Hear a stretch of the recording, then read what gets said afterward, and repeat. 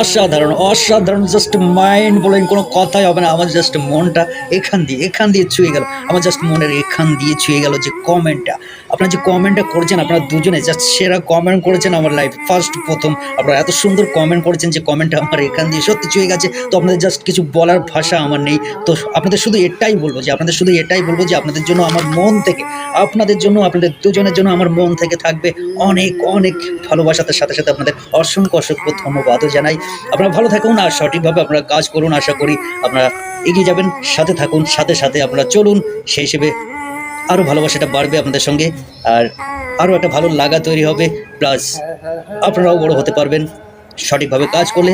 সাথে আপনাদের সাথে আমিও কিন্তু যেতে পারবো।